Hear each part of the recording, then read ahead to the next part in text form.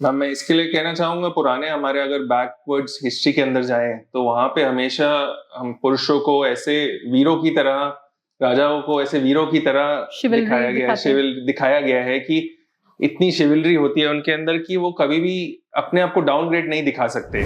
Guidelines कहती हैं normal timing for male to have intervaginal intercourse is anywhere between 30 seconds to 90 seconds।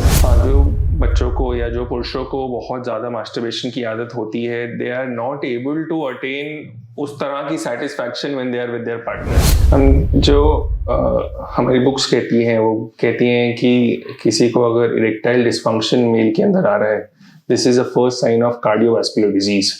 उनको heart risk हो सकता है। मोस्ट ऑफ आवर पेशेंट्स अकेले आते हैं, डर डर के आते हैं, छुप छुप के कि भाई कोई देख ना ले कि हम वो मेंस हेल्थ क्लिनिक को विजिट कर रहे हैं। आज हम एक बहुत ही इंपॉर्टेंट टॉपिक के बारे में बात करने जा रहे हैं, जो कि है मेंस हेल्थ।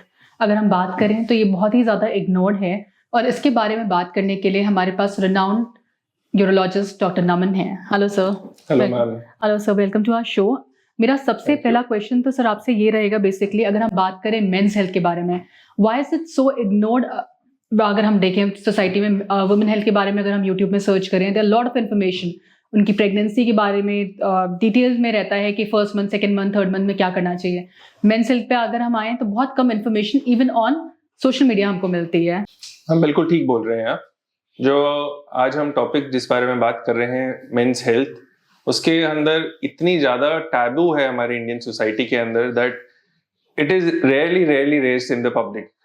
अगर कोई मेन है, अगर जो हमारे स्टैटिस्टिक्स हैं वो कहते हैं about 64% of male suffer from men's health, may that be erection, may that be due to premature ejaculation, और may that be simply due to infertility. इतने सारे फैक्टर्स, बट इतनी पब्लिक के अंदर कम उसकी डिस्कशन इसलिए है क्योंकि एक दूसरे को बताने के अंदर एक मेल ईगो, एक सोशल टैबू जो एस्टैब्लिश हो गया है, वो अभी इतनी इजीली इंडिया में ब्रेक नहीं हुआ है। सर अगर हम बात करते हैं, this is somewhat a little controversial question also, कि अगर हम मेंस हेल्थ की बात करें, being a incompetent partner with respect to sexual relationship, why is it so such a big thing? कि अगर हम बात करते हैं मेंस को लेकर, विमेन का तो बहुत इजीली हमारे लिए एक्सेप्टेबल है, okay that is she is incompetent, but why not main? Ma'am मैं इसके लिए कहना चाहूंगा, पुराने हमारे अगर बैकवर्ड्स हिस्ट्री के अंदर जाएं तो वहां पे हमेशा हम पुरुषों को ऐसे वीरों की तरह, राजाओं को ऐसे वीरों की तरह दिखाया गया है कि इतनी शिवलरी होती है उनके अंदर कि वो कभी भी अपने आप को डाउनग्रेड नहीं दिखा सकते। Women have always been related as the cause of their infertility. किसी को अगर कपल को एक प्रेगनेंसी नहीं हो रही है तो हमेशा ये कहा जाता है कि शायद इस लड़की में ही कोई कमी रही हो। ये एक पुराना एक नोशन है जो चलता आ रहा है और अभी तक हमारी सोसाइटी के अंदर इनग्रेव्ड है। इवन दो स्टैट्स और मैथ्स एग्जैक्टली साइंस के अंदर आ चुका है कि देयर 50-50% रोल कि फीमेल का कॉज हो सकता है या मेल का कॉज हो सकता है एक कपल का इनफर्टाइल या बच्चा ना होने के लिए। सर जैसे कि हम बात करें मेन के बारे में, तो मेन के क्या कॉजेज होते हैं जो कि उनको इनफर्टिलिटी की तरफ लेके जाते हैं, एंड इसके बारे में बात करना क्यों जरूरी है? दोनों ही क्वेश्चन मेरे इंपॉर्टेंट हैं, क्योंकि maybe this is a very good platform wherein we can relate to people and tell people about कि कैसे फर्दर उसको टेकअप करें। जो हमारे इनफर्टिलिटी के कॉजेज होते हैं पुरुषों के अंदर, वो बहुत सारे फैक्टर से निकल सकते हैं। मोस्ट कॉमनली अगर हम शुरू से समझना चाहें, हमारे ब्रेन से कुछ हार्मोन्स रिलीज होते हैं जो फाइनली जाके हमारे प्राइवेट पार्ट्स पे एक्ट करते हैं। जो मेल ऑर्गन टेस्टिस होता है, उन टेस्टिस पे एक्ट करने के बाद वहां से स्पर्म्स रिलीज होते हैं और फिर वो हमारे ट्रैक्ट के द्वारा बाहर आते हैं। अगर किसी को कोई हार्मोनल लेवल पे ही डेफिशिएंसी हो तो ना तो वो स्पर्म्स बनाएगा, ना उनके अंदर वो सेक्स ड्राइव होगी जो कह सकते हैं, ना वो किसी तरह का परफॉर्मेंस पूरा दे पाएंगे अपने पार्टनर के साथ। तो ये सब प्रॉब्लम्स आते हैं। और जो एक मोस्ट कॉमन रीजन जो एक और देखा गया है वो है वैरिकोसील, जिसके अंदर नसों के अंदर सूजन आ जाती है मैम। वो नसों की सूजन की वजह से जो टेम्परेचर, अप्रोप्रिएट टेम्परेचर चाहिए होता है हमारे टेस्टिस को स्पर्म्स बनाने, शुक्राणु बनाने के लिए, उसके अंदर बढ़ोतरी होने की वजह से वो शुक्राणु काफी कम हो जाते हैं। ये एक बहुत ही करेक्टेबल कॉज है। इतना साइंस का आगे बढ़ने के बाद भी अभी भी एक सबसे बड़ा डोमेन है इनफर्टिलिटी का, which is the unexplained fertility, या जिसके बारे में हमें अभी तक नहीं पता कि किस कारण से फर्टिलिटी हो रही है।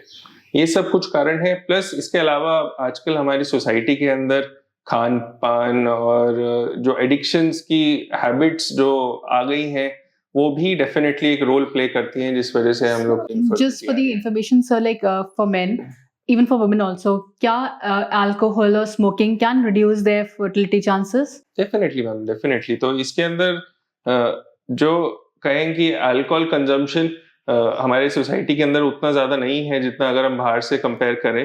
Right. तो जो टेक्स्ट बुक्स कहती हैं उसके अंदर गाइडलाइंस के हिसाब से very moderate consumption of alcohol is still allowed, even though daily consumption of alcohol जो हमारी सोसाइटी में इंट्रोड्यूस हो गया है उससे डेफिनेटली फर्टिलिटी डिक्रीज होती जा रही है, सेक्स ड्राइव डिक्रीज हो रही है, जो रिप्रोडक्शन के लिए जो सीमन पैरामीटर्स हैं वो सब डिक्रीज होते जा रहे हैं।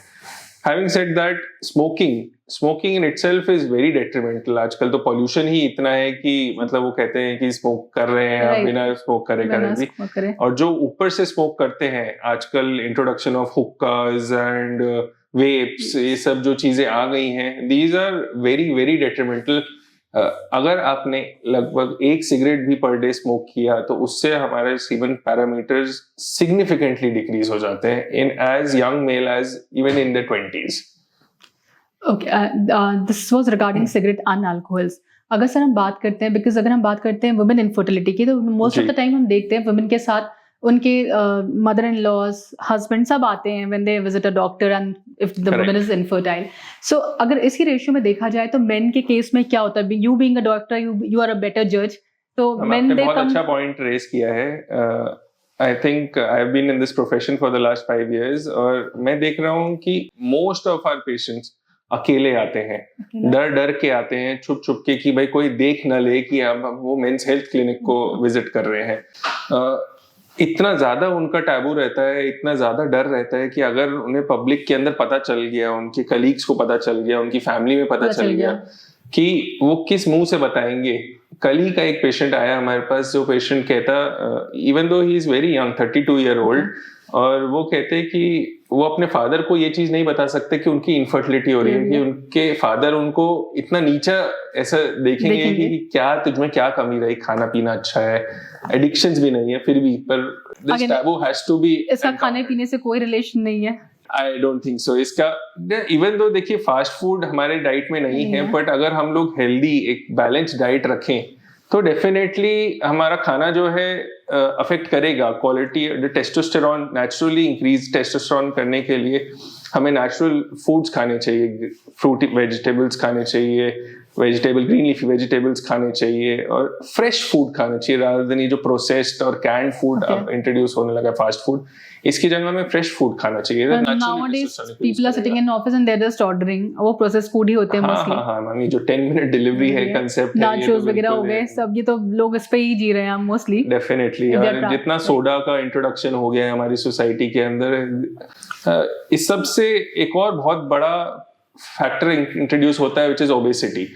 ओबेसिटी से भी हमारे पैरामीटर्स जो हैं फर्टिलिटी के बहुत ज्यादा सिग्निफिकेंटली डिक्रीज होते हैं। जी। सो ये तो हमारी बात रही जेनरिक इन्फॉर्मेशन की। If I talk about young generation, और अगर यंग बच्चों की बात करूं जिनके पास बहुत सारे नॉलेज के सोर्सेज सिर्फ और सिर्फ गूगल है और या तो फ्रेंड्स हैं। If I can quote a movie also, oh my god, बहुत रिसेंटली अभी मूवी आई थी, बहुत अच्छा टॉपिक था, that was a very good topic which was taken up for the very first time. शायद मेंस हेल्थ पे कोई मूवी बनी होगी। सो अगर हम मेंस हेल्थ के बारे में बात करें, उसमें दिखाया गया जिस तरह से बच्चे को मास्टरबेशन करता था, लोगों ने उसको डिमीन करना शुरू कर दिया, साइज छोटा एंड ऑल दैट बोलकर। तो बच्चों को जो इम्पार्ट करनी चाहिए knowledge, because you are the right person who can impart the right knowledge, I would like you to introduce all these things to young people. बहुत ही इंपॉर्टेंट आपने एक टॉपिक रेज किया है। लाइक राइटली पुट, एक proper education I think एक teacher से ही स्टार्ट होती है। स्कूल के अंदर एक प्रॉपर करिकुलम जिसके अंदर सेक्स एजुकेशन इंट्रोड्यूस किया जाए इज वेरी वेरी इंपॉर्टेंट। जो हम बच्चों को छोटे से होते ही, before they attain their teenage years, इससे पहले ही हमें ये एजुकेशन उनको देनी चाहिए कि जिससे पहले कि वो खुद को अपने आप को डिस्कवर करना शुरू करें, उससे पहले उन्हें राइट डायरेक्शन में गाइड करना चाहिए। Masturbation is healthy in young boys, it is healthy. देखा गया है कि everyone discovers their own body. Masturbation is also included in Bible, but it doesn't cause definite physical deformity in patients. अगर उसको सही तरह से सही एजुकेशन दिया जाए, एक्सेसिव कोई भी चीज की जाए, अगर मास्टरबेशन डेली बेसिस पे की जा रही है, अनफिल्टर्ड पोर्नोग्राफी, आजकल तो हर बच्चे के पास फोन का एक्सेस है and we do not know where they are going, तो इसके अंदर एक प्रॉपर अगर उन्हें गाइडेंस दी जाए तो वो डेफिनेटली हेल्पफुल रहेगा। मेरे पास कुछ सर्टन क्वेश्चंस हैं, व्यूअर्स के ही हैं, जो हमने बताया था कि हम ये पॉडकास्ट करने जा रहे हैं, लोगों ने क्वेश्चंस पूछे थे। I ask those question also, उनके मिथ्स रिगार्डिंग दिस थे।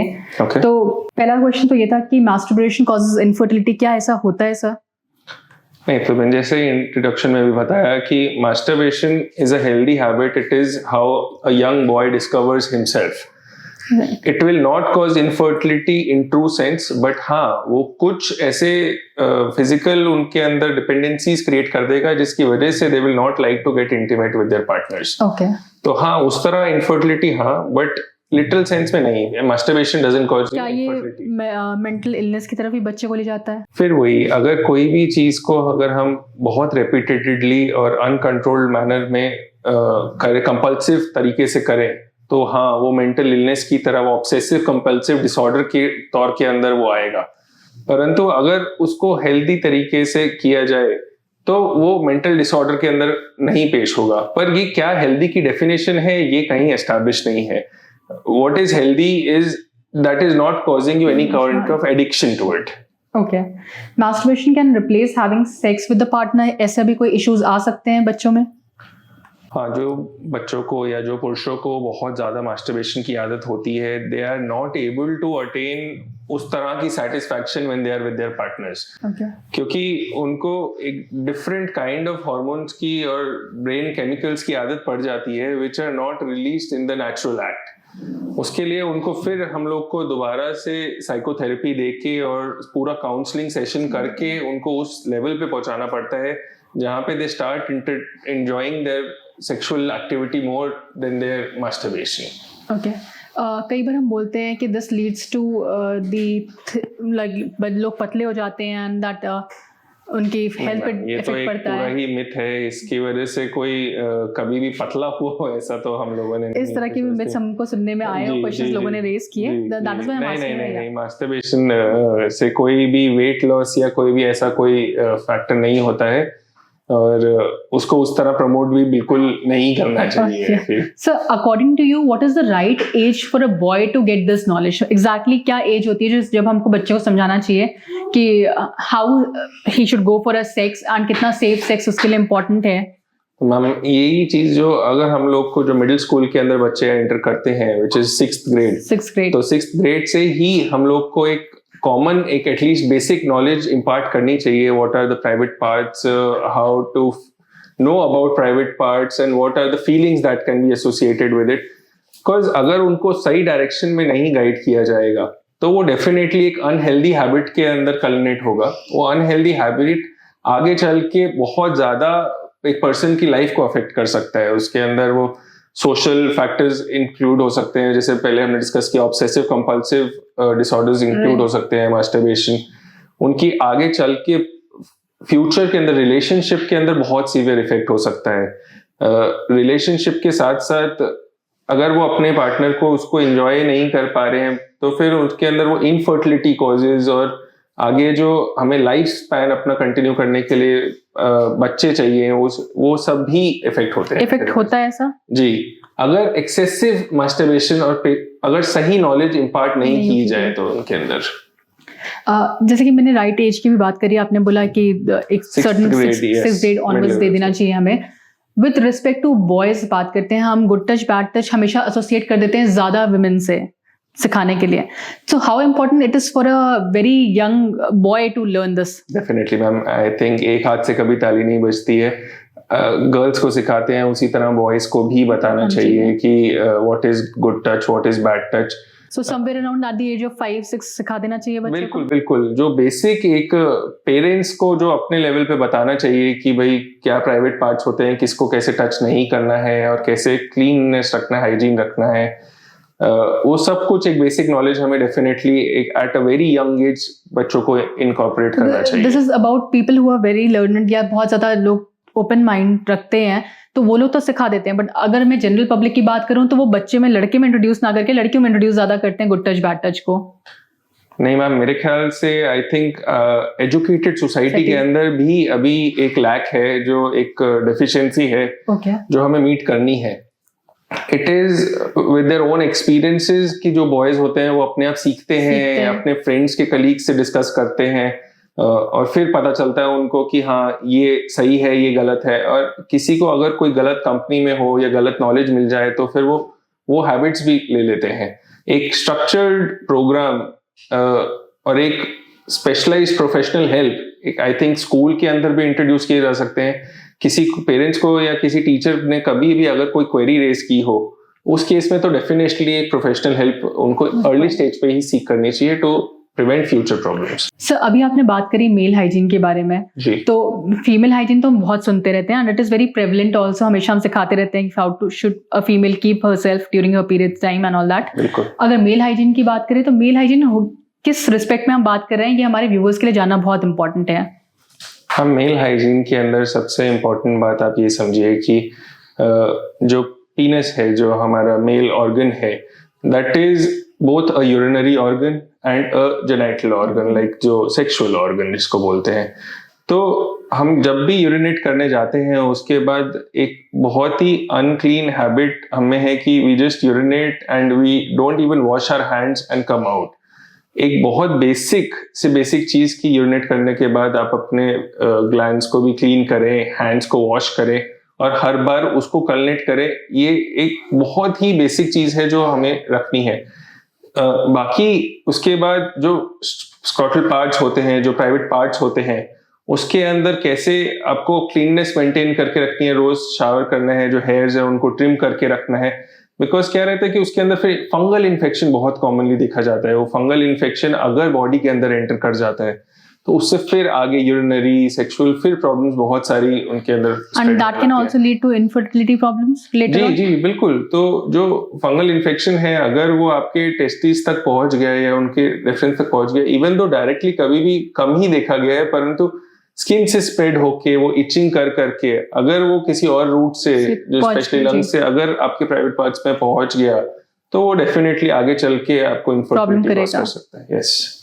अगर हम बात करते हैं यंग लैड के बारे में, जनरली इन बच्चों को क्या प्रॉब्लम्स फेस होती हैं और कब उनको राइट टाइम है कि डॉक्टर के पास विजिट कर लेना चाहिए? अलार्मिंग साइन क्या है? हाँ, जो अलार्मिंग साइन है कि अगर कोई बच्चा बहुत ज्यादा अलूफ रहने लगा है, बहुत ज्यादा अगर किसी भी बाय चांस किसी ने ऑब्जर्व किया हो कि जैसे आपने मूवी का एक एग्जांपल दिया, उसके अंदर भी बच्चा बहुत ज्यादा अपने आप के साथ टाइम स्पेंड कर रहा था, बहुत ज्यादा पोर्नोग्राफी अगर आपको बाय चांस कोई पता चले कि भाई पेरेंटल गाइडेंस के अंदर की पोर्नोग्राफी का यूसेज हो रहा है, तो इस केस के अंदर हमें डेफिनेटली उसको एक काउंसलर के पास, चाइल्ड साइकोथेरेपिस्ट के पास पहले एक बार जाना चाहिए। अगर उनकी गाइडेंस के बाद भी उन्हें लगे कि नहीं ये बच्चे के अंदर कुछ हैबिट्स ऐसी आ गई हैं जिसको शायद एक मेल हेल्थ एक्सपर्ट के पास जाना चाहिए, तो वो गाइड हमें जरूर रेफर करते हैं और फिर हम उनको गाइडेंस देते हैं बच्चों को किस तरह आगे कंटिन्यू करना है। ये अब हमने तो बात करी यंग जनरेशन के बारे में, कब उनको डॉक्टर को विजिट करना चाहिए। अगर हम बात करें somebody who is around 20-21 years या मे बी 20 to 30 ईयर्स का, क्या ऐसी प्रॉब्लम्स उनको फेस करनी पड़ती हैं? They avoid visiting to a doctor और उनको मतलब डॉक्टर को विजिट कर लेना चाहिए कि आगे उनको लाइफ में कोई प्रॉब्लम्स ना आए बड़ी। आजकल की एक्चुअली मैम मैं इसके अंदर आपके स्टैटिस्टिक्स से ये जज कर रहा हूँ कि आजकल की जनरेशन, यंग जनरेशन फिर भी मोर अवेयर है अपनी प्रॉब्लम्स के लिए। They are more open to discuss with the doctor. Recently भी हमें सारे जो भी यंग मेल्स हैं they are frequenting to the hospital या इवन ऑनलाइन कंसल्टेशन इतना ज्यादा कर रहे हैं कंपेयर टू जो मिडिल एज्ड है, मैं कहूँगा 30s इन देयर 50s, वो इतना ओपन अप नहीं हो रहे, उनके वो फिर भी अपना एक स्टिग्मा है। बट जो यंग है वो, and I think this should be promoted. ये बहुत ही एक अच्छी हैबिट है जो सोसाइटी के अंदर आनी चाहिए। What do you think sir, like जैसे वो अकेले हमने बात करी विजिट करते हैं, they should visit with their partner to understand this problem a bit in a better way. Correct. देखिए ऑब्वियसली अगर पार्टनर है और उनके साथ आए तो वो बेटर रहेगा, क्योंकि उसके अंदर हमें भी एक समझने के अंदर एक जो पेशेंट फील कर रहा है, इवन दो आजकल टेस्ट इतने आ गए हैं कि हम ऑब्जेक्टिवली एक्सेस कर पाते हैं कि इनके अंदर कितनी एक्चुअल प्रॉब्लम है, बट जो अगर पार्टनर के साथ आए तो एक पार्टनर की भी क्या वैल्यूज हैं और क्या उनको प्रॉब्लम्स फेस हो रही हैं, उनको एड्रेस एज अ टीम करने के अंदर वो बेटर अप्रोच रहेगी. Even we include the psychotherapist in our own clinic कि वो एक पूरा कॉन्ग्लोमरेटेड उनको ट्रीटमेंट पेशेंट को प्रोवाइड हो सके.